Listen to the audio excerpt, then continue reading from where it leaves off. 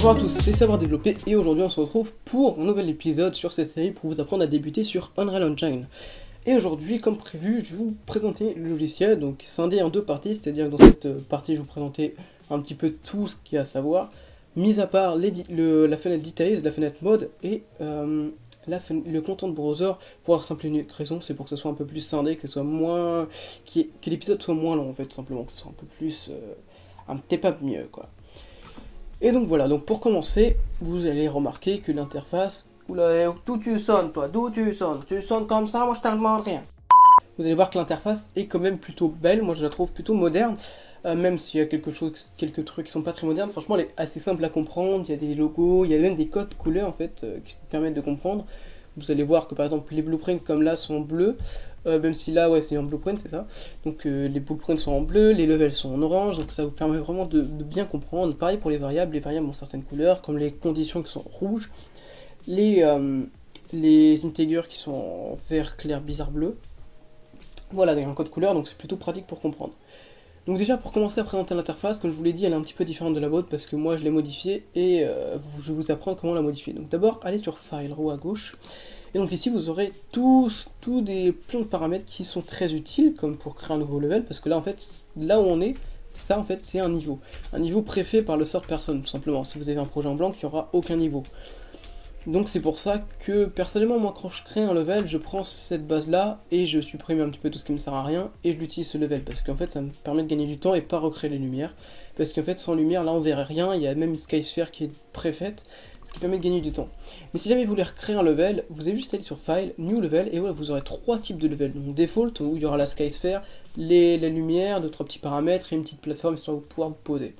VR basique qui vous permet de faire du VR en fait, et là c'est un level vide, donc ça sera tout noir, il n'y aura rien du tout. C'est comme, si jamais je supprime ce level en fait, ça mettrait un empty level, donc un level vide, tout simplement. Donc voilà ça c'est pour les levels, donc les levels qui sont un niveau là où se déroulera la scène de notre jeu. Par exemple si j'appuie sur play, voilà, là je suis dans un level en fait, avec un personnage qui est préfet, etc. Voilà, alors ensuite, vous avez Open Level qui vous permet tout simplement d'ouvrir un level existant. Ça, on s'en fout un peu, je vous avoue que j'utilise mes Save Current, c'est juste pour save le level dans lequel vous êtes. Vous avez même un petit raccourci qui est juste ici. Il permet de juste save ça, d'accord? Si vous faites Save All, ça sauvegardera tout ce que vous aurez fait sur le logiciel. Tout. Donc je conseille vraiment de faire des Save All, d'ailleurs vous avez tous les raccourcis qui sont juste ici, où il y a plein de raccourcis dans le logiciel. Donc regardez bien parce qu'ils sont très utiles. Open Asset, ça vous permet d'ouvrir les assets. Donc les assets sont des éléments du jeu en fait. Et ça vous permet de les ouvrir plus rapidement. Si je veux ouvrir Cobblestone, hop, je peux l'ouvrir. Et voilà, ça m'ouvre le matériel. Ensuite, vous avez Save All Level, ça c'est pour sauvegarder tous les niveaux. Il y a juste un niveau, alors franchement je sais pas pourquoi ils ont mis ça, parce que ça sert pas à grand chose. Ça c'est pour sauvegarder sous le level. Donc personnellement, vraiment je vous conseille d'utiliser Save All et Save Current, après le reste on s'en fout un petit peu. Ça on s'en fout, le source control, parce que quand même je vais vous dire ce que c'est. Le source control ça vous permet d'être à plusieurs sur un projet. Alors personnellement j'utilise Dropbox, mais si vous utilisez GitHub, ça vous permettra de travailler avec un pote qui n'est pas sur votre pas sur votre PC, mais travailler sur le même projet en fait. Et c'est pratique. Ça c'est pour choisir un fichier à sauvegarder. Alors encore une fois je sais pas à quoi ça sert, ok. Ça c'est pour créer un nouveau projet, donc tout ça c'est pour créer des projets. On s'en fout un petit peu, sauf de package project qui vous permettra de packaker, comme je dis bien souvent, packaker votre projet, donc de le... Comment on pourrait dire de l'extrude, j'allais dire non. De le... finaliser votre projet, d'exporter votre projet, voilà. Qui vous permet d'exporter votre projet sous différentes plateformes, donc Android, HTML pour le mettre sur un site web, iOS, Linux, tvOS, je sais pas ce que c'est. Windows, et bien sûr il y en a d'autres, vous pouvez en importer d'autres, notamment avec des plugins. Et là vous avez ZipUp Project, que je sais, c'est pour, ah oui, si c'est pour en fait pour créer un zip de votre projet au lieu que ce soit un fichier de base. Alors je vois pas encore à quoi ça sert, moi j'ai déjà utilisé une fois pour le mettre sur Mediafire, mais bon. Ça c'est pour le but de configuration, on n'y touchera pas pour le moment, d'accord, on verra ça beaucoup plus tard. Mais voilà, ça vous permettra à la fin de votre jeu de pouvoir l'exporter et de pouvoir le mettre au grand public en fait. Ça c'est pour pouvoir importer des levels et exporter des choses en fait. C'est un peu comme sur Photoshop, vous pouvez porter des images que vous avez modifiées sur Photoshop et les exporter, modifier, détourer, etc. Ça, je sais pas. Ça, franchement, je ne sais pas à quoi ça sert. Recent level, ça, c'est bah, les niveaux récents que vous avez utilisés. Les projets récents que j'ai utilisés personnellement. Donc, sur mon PC, vous n'aurez rien mis à part celui-là, donc qui est marqué en haut à droite, tuto UE4. Vous, votre nom, je sais pas ce que c'est. Mais voilà. Et ça, c'est pour Exit, je suppose, logiciel. Voilà. Exit logiciel. C'est parce que j'ai jamais utilisé ça. Ensuite, vous avez une fenêtre qui s'appelle Edit. Alors, Edit, ça vous permet de modifier votre level d'une façon très lente, en fait. Voilà, c'est très très lent. C'est-à-dire que vous pouvez faire des retours, aller en avant, c'est-à-dire que vous pouvez faire des retours en arrière, comme des CTRL Z, et revenir en avant avec un CTRL Y. Donc les raccourcis sont marqués là, je vous rappelle. Et ça, c'est pour voir tout l'historique. Alors ici, c'est tous les raccourcis pour pouvoir modifier votre interface. Personnellement, j'utilise des macros, mais vous pouvez utiliser ça, en fait, tous les raccourcis. C'est-à-dire que ça, si jamais je veux le dupliquer, hop, je l'ai dupliqué, clac, je veux le supprimer, j'appuie sur supprimer, je veux le CTRL V, hop, je l'ai CTRL V, voilà, etc., etc., etc. Là, j'ai save all, et là, voilà, là, j'ai fait un CTRL Z. Voilà en gros les raccourcis. Donc les raccourcis, je pense que vous n'êtes pas débile, vous savez comment ça fonctionne. Donc voilà. L'éditeur préférence, donc simplement pour éditer un petit peu votre logiciel, donc c'est-à-dire que vous aurez pas mal de choses là. En fait c'est la même interface que vous verrez juste après que Project Setting, sauf que là c'est vraiment pour le logiciel et pas pour le projet. Ok. Ensuite, vous avez, comme je viens de vous le dire, Project Setting, donc qui vous permet d'éditer le projet. Donc ça, on verra ça beaucoup. Mais pour le moment, vous y attardez pas. Ça vous dites-vous juste que ça permet de modifier beaucoup de choses, notamment les plateformes. Vous pourrez voir les plateformes ici, les plugins, changer les touches du personnage, quel level il aura quand il lancera le jeu, la personne qui lancera le jeu, tout simplement. Pas mal de choses comme ça qui sont très utiles, mais qu'on verra plus tard, parce que pour le moment, ça sert à rien de vous inculquer ces notions. Ensuite, vous avez plugin, donc qui vous permet d'ajouter des plugins. Donc je vais pas vous montrer, bon, je vous montre juste l'interface. Et voilà, personnellement, j'ai quelques plugins installés comme pour faire du multijoueur ou même pour faire un océan. De toute façon, je vous montrerai ça plus tard dans la série. Et voilà. Ensuite, vous avez elle qui vous donnera pas mal de choses pour vous aider, que ce soit des tutoriaux pour simplement comprendre à quoi ressemble le projet. C'est-à-dire que là, je veux comprendre à quoi ressemble. Hop, voilà, je clique là, je fais next. Hop, ça m'explique tout et tout. Exit. Voilà, vous pouvez l'utiliser si vous voulez, mais bon, si vous regardez cette vidéo, c'est sans doute que vous préférez regarder moi parler. D'ailleurs, j'ai oublié Windows, on va en parler de Windows, ne vous inquiétez pas. Donc ça, voilà, c'est pour vous aider, donc sur des forums, etc. Sachant qu'il y a une documentation de Unreal Engine, je vous mettrai dans la description si j'y pense, qui vous permet d'avoir beaucoup de choses, apprendre des notions, vous verrez, si jamais vous ne savez pas ce que c'est un blueprint en particulier, vous pourrez apprendre qu'est-ce que c'est sur la documentation, qui vous décrira en détail qu'est-ce que c'est. Et du coup, ça vous permet de bien tout comprendre, sachant que le logiciel est en anglais, qui est pratique en fait, parce que ça vous permet de mieux vous y retrouver, parce que la documentation est en anglais. Voilà, tout simplement. Et donc pour revenir à Windows, ça vous permet de personnaliser le logiciel, comme je vous l'ai déjà dit 2 fois. Moi, mon logiciel est différent du vôtre, donc si je voudrais le reset, en fait, j'ai juste à cliquer sur Reset Layout, tout simplement. Donc là, vous pouvez ajouter des fenêtres, parce que ce qui est à noter, c'est que sur le logiciel, toutes les fenêtres ne sont pas activées, c'est-à-dire qu'il y a des fenêtres qui ne sont pas très utiles quand on débute, et qui vous permet de pas trop vous y perdre. C'est pour ça qu'Unreal Engine a préféré mettre les fenêtres les plus importantes, et ne pas activer les autres. Donc si vous les activez, vous pouvez les activer. Donc vous voyez, il y a plusieurs viewports, c'est-à-dire plusieurs fenêtres comme ceci. Ça, c'est le viewport en fait. Ça, c'est la fenêtre mode qui vous permet de placer des objets et faire pas mal de choses. Ça, on verra ça dans la prochaine vidéo. Ça, c'est la fenêtre details, le world setting, donc les paramètres du monde. Ici, une petite barre d'outils. La fenêtre viewport, comme je vous l'ai dit. Ça, le world outliner. Et ça, le content browser. Donc, je sais pas si vous sera pareil. Il me semble qu'il y aura peut-être une fenêtre en moins pour vous, mais je suis pas sûr, d'accord? Il me semble pas que je l'ai modifié tant que ça. Donc là, vous pouvez ajouter beaucoup de choses. De toute façon, moi personnellement, je l'ai pas modifié depuis 7 mois, mais après, c'est parce que j'ai jamais utilisé Sequencer Recorder, par exemple, qui vous permet de faire normalement des cinématiques, etc. Mais bon, pour l'instant, vous préoccupez pas de ça. Sachez juste qu'on peut changer de place les fenêtres. Oups, merde. Attendez, voilà. On peut placer les fenêtres, les agrandir, les rapetissir. Je peux en sortir une pour pouvoir la mettre sur un autre écran, etc. Donc ça, c'est à vous de voir comment vous voulez faire. Et dès que vous l'aurez modifié, vous avez juste à râler sur Windows et cliquer sur Save Layout. Ok, donc ça va tout save, etc. Ensuite, ok, donc maintenant, on va voir la petite barre d'outils, comme je vous l'ai dit. Donc, alors, comme je vous l'ai dit, ça, c'est un petit raccourci pour pouvoir sauvegarder juste le level dans lequel vous êtes. Le source control, comme je vous en ai déjà parlé, donc ça, je vous ferai sûrement des tutos hors série qui vous permettra de comprendre comment ça fonctionne. Content, donc ça, Bah, je sais pas, c'est pour ouvrir le content browser, je suppose, j'ai jamais utilisé cette option, mais oui, vu que c'est le même logo, c'est sûrement pour ouvrir le content browser. Marketplace, d'ailleurs, j'aurais pas dû cliquer dessus, c'est pour ouvrir le marketplace, donc qui sont un marché d'assets, comme je vous l'ai dit.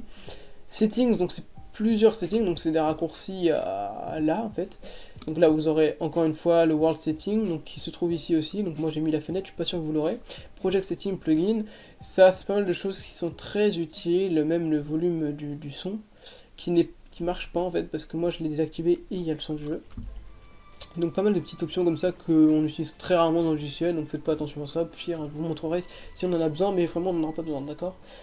Ensuite là ça c'est les blueprints, alors le blueprint comme je vous l'ai dit aussi, c'est, mais bon je vous rabâche les choses pour bien vous compreniez, c'est ce qui vous permet de faire du code sous Unreal Engine hors C++, et du coup ça vous permet là d'ouvrir pas mal de choses, comme de faire un nouveau blueprint class, donc si je clique dessus je pourrais choisir ça, donc ça je vous en reparlerai évidemment.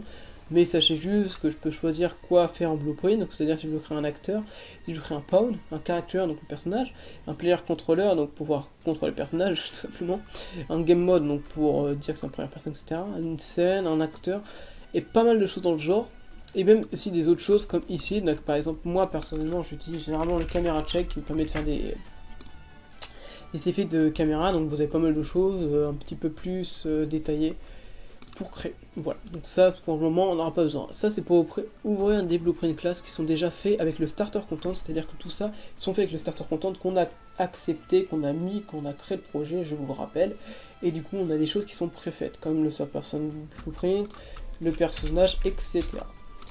Ensuite vous avez ici pour choisir le game mode de tout le projet, c'est-à-dire que si vous créez un level, vous aurez le troisième personne game mode, d'accord? Sauf que si jamais vous voulez que dans tout le projet il y ait la troisième personne, mais que sur ce monde en particulier il y ait la première personne, vous pourrez choisir votre game mode à la première personne, et ensuite sélectionner votre personnage en sélectionnant votre pawn, d'accord? Donc tout ça, vous serez amené à le refaire quand vous créerez des jeux, quand vous créerez des séries, etc. Mais c'est quand même important de le savoir. Et ici vous avez Open Level Blueprint qui vous permet d'ouvrir le blueprint du monde, c'est-à-dire quelque chose qui sera joué en permanence. Si je mets quelque chose ici, si je mets par exemple, regardez, non, je vais peut-être pas mettre ça, je vais mettre un event begin play, donc faites pas attention à ça, ça c'est des choses, donc ça fait, quand même je vais vous dire, c'est un event, en fait c'est un événement qui va se déclencher quand la partie va se lancer, donc parce que c'est begin play, donc la partie commence, et je vais faire en sorte que ça mette un print stream qui est quelque chose, en fait, un node, enfin le print, qui n'est que pour les développeurs, c'est-à-dire qu'il y aura que les développeurs qui peuvent voir ça, ça vous permet de voir si quelque chose marche ou pas, on peut choisir même la couleur, et là je vais mettre oui, tout simplement. Et voilà, j'ai juste à compile, ensuite à save. Et là, si je fais play, ça va m'afficher oui en haut à gauche. Donc c'est quand le level se joue. C'est-à-dire que tout le temps, ça sera joué. Il n'y a pas besoin de faire quelque chose de spécial. Non, ce sera quand je lance le level, ça mettra tout ce qu'il y a là-dedans. Qui est utile pour faire des références, etc. Mais encore une fois, ça, c'est pas important quand on débute, ok? Voilà. Ensuite, les cinématiques, pour faire des cinématiques, tout simplement. Le build, c'est pour pouvoir packager votre projet. En fait, il va falloir faire le build des lumières, qui vous permettra de bien tout créer des belles lumières, faire des belles ombres, bien tout, je sais pas comment dire, mais c'est pour un petit peu tout remasteriser, je sais pas, c'est pour que tout soit propre, bien, donc là, c'est par exemple, là on est un petit peu sur un prototype, et ensuite quand on fait un build, ça sera beaucoup plus beau, etc. Bon là, le projet est déjà build, je suppose, parce que c'est fait par Unreal Engine, mais voilà. Donc vous pouvez faire pas mal de builds, etc. Donc tout ça, on le verra plus tard. Ensuite, vous avez Play, donc si vous cliquez sur Play, vous pourrez jouer. Donc les touches de base sont W, ASD, il me semble, ouais, c'est ça. Vous pourrez les changer si vous voulez. Donc là, je vous montrerai pas tout de suite comment les changer, mais vous pouvez les changer. Donc voilà, vous pouvez bouger avec votre personnage, l'animation déjà faite de base, etc. Sauf que vous avez plusieurs façons de lancer le jeu, c'est-à-dire vous avez Play, logique. Donc c'est-à-dire que ça lancé sur le viewport, Mobile Preview, donc pour lancer en preview, New Editor Windows, qui fait que quand tu cliques, hop, ça lance une nouvelle fenêtre, hop, c'est viewport, voilà. Ensuite, vous avez Standalone Game, qui vous permet de lancer le jeu en standalone, c'est-à-dire comme si que le projet était build et qu'il était exporté. C'est-à-dire par exemple pour un jeu qui se veut multijoueur. Personnellement j'ai fait un jeu en peer-to-peer, c'est-à-dire que host join, c'est-à-dire que quelqu'un héberge le serveur et quelqu'un le rejoint. Sauf que si tu lances en select viewport et que ton pote lance en select viewport, ça ne va pas marcher. Il faut lancer en standalone game pour que ça fasse comme si que le jeu était fini. Voilà en gros pour la petite histoire. Ensuite vous avez Simulate qui vous permet de simuler le jeu, donc c'est-à-dire que là si j'avais quelque chose qui tourne ou quelque chose du genre, jamais j'avais un truc qui tourne, bah là je le verrai en fait. Et je peux pas, je joue pas, mais je vois comment le jeu se comporte, tout simplement. Voilà. Donc ensuite, ça, je ne sais pas trop. Alors juste ça permet de créer un serveur dédié. Des serveurs, des trucs avancés, donc comme on l'a vu, ça c'est dans l'éditeur préférence, qu'on a vu juste ici dans l'éditeur préférence. Mais ensuite, il y a surtout ça, c'est-à-dire que là, plus j'augmente le nombre, plus j'aurai d'écrans qui vont se lancer. Si je fais play, là, il va y avoir 2 écrans, ça va laguer un petit peu, c'est normal. Le PC a un petit peu de mal avec cette option. Et là, j'ai un deuxième player qui est juste ici. Alors là, j'aurais dû faire un New Editor Windows pour avoir 2 fenêtres, donc on va attendre. Et voilà, donc j'ai 2 fenêtres, donc là, si je me... Voilà, on me voit sur l'autre écran. Et voilà, donc là, je me vois, je suis devant, là, ouhou, tu vois, on est 2 et tout, c'est classe. Ça permet de faire des tests quand on tire avec des armes et tout. Donc voilà. Voilà, pardon. Ensuite, donc ça c'était pour la barre d'outils. On verra le viewport plus tard parce que le viewport est assez compliqué à comprendre.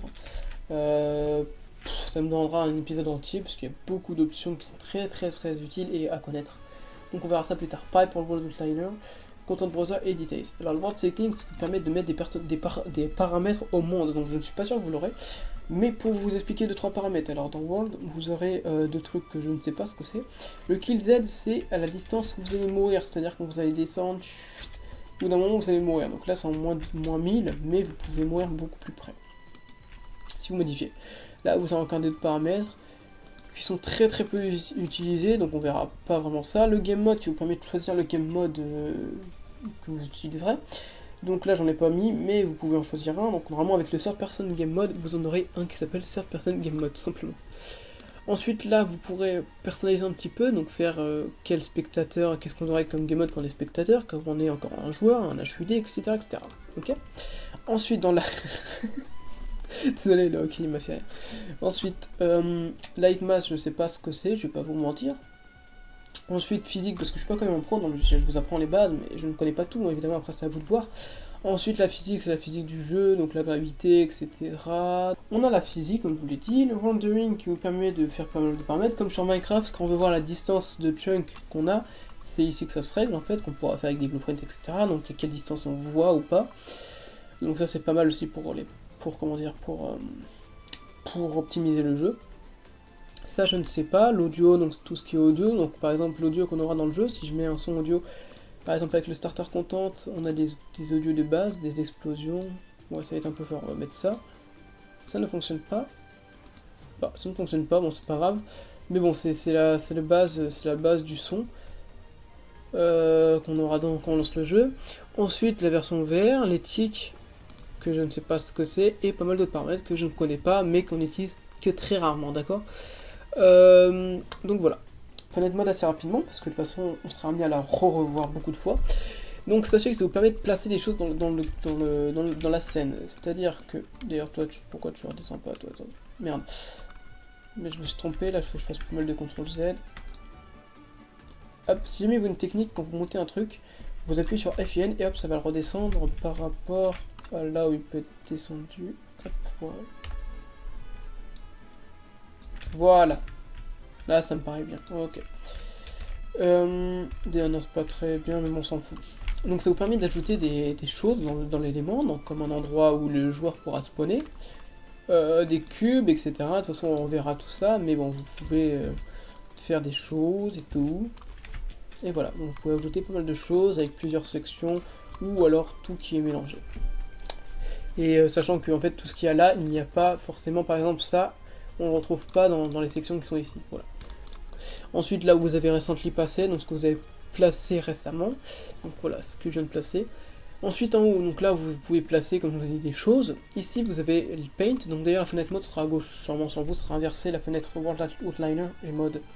Voilà. Donc le pinceau, ça vous permet de peindre, tout simplement. Ça vous permet d'avoir des brushes et de peindre des choses. Ça vous permet de créer un landscape, donc qui est un terrain. Donc pouvoir créer un terrain qu'on pourra paramétrer. Donc de toute façon, on verra ça dans la petite série. On verra comment créer un terrain. Mais je vous montrerai ça très brièvement, c'est-à-dire que pour voir comment ça fonctionne en détail, et je ferai une autre série à part cette série, voilà, qui sera un peu plus détaillée. Une série de level design sans doute, comme Virtus, on verra.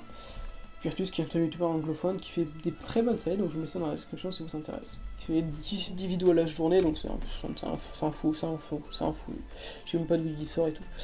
Voilà, donc ça c'est pour le terrain, ça c'est pour mettre du foliage. Donc le foliage c'est en fait tout simplement pour faire court. C'est si vous mettez de l'herbe, donc si jamais je vais sur Google, et du marque Assassin's Creed. Je sais pas pourquoi Assassin's Creed, j'ai jamais joué à ce jeu, mais bon. Ça me vient dans la tête. Voilà. J'ai trouvé une petite image, donc le foliage, tout simplement ça, l'herbe qui est au-dessus. Donc c'est-à-dire que ça c'est le terrain, ce qu'on voit en herbe là. Ça c'est le terrain, ce qui est ouvert là, le gazon. Sauf que pour avoir jeté un peu plus de relief, il faut jeter comme des fleurs, des buissons, etc. comme ça. Tout ça c'est du foliage en fait. C'est ce qu'on peut ajouter grâce à un petit pinceau pour les mettre beaucoup plus rapidement. Plutôt que de mettre 10 000 herbes à la main, on pourra faire avec un pinceau pour les mettre tout simplement. Ce sera beaucoup plus simple, vous verrez, on verra ça un peu plus tard. Mais ça vous permet de gagner beaucoup de temps. Donc encore une fois, il y a beaucoup d'options. Mais voilà, c'est très utile. D'ailleurs, vous pouvez mettre pas que de l'herbe, hein. Vous pouvez mettre des objets que vous aurez créés. Il suffira juste de les dropper ici. Bon là c'est des sons donc ça marche pas. Mais voilà. Et enfin ça vous permet de faire des géométries, donc qui sont des box. Je peux vous montrer très rapidement. Je vous montre ça très rapidement hein, parce que sinon on va passer des plombs, sachant que je vais faire une vidéo propre à ça. Et donc là ça vous permet de le modifier beaucoup plus précis. Et voilà, il y a pas mal d'options, etc. Donc bref, ça on verra ça plus tard. Mais voilà, donc je pense vous avoir à peu près présenté tout ce qui était important pour le début. Donc on verra ça dans une prochaine vidéo, on verra, comme je vous l'ai déjà dit, le World Outliner. Donc, ou soit, comme si vous venez de Unity, il me semble que c'était la hiérarchie sur Unity. Ici, le Content Browser. Et enfin, le Details, donc qui sont ici, voilà. Donc voilà, donc maintenant, on va pouvoir arrêter la vidéo ici. Donc sur ce, les gens, on se retrouve pour la prochaine vidéo. Et donc, d'ici là, portez-vous bien. Peace! Peace! J'ai des mots de crâne boy, va me falloir plus que de l'aspirine. Il reste des traces de mes péchés dans ma poitrine, va me falloir plus que du white spirit. Comme un mannequin dans une vitrine, je regarde les gens passer sans aucune émotion. Je les regarde se flatter les uns les autres, s'envoyer des fleurs, ouais, se raconter des mensonges. Je suis pas d'humeur à faire des grands sourires, ouais, faire comme si j'aimais tout le monde. Si t'as pas d'ennemis, c'est que t'as pas d'avis, ou t'as pas de couilles, non.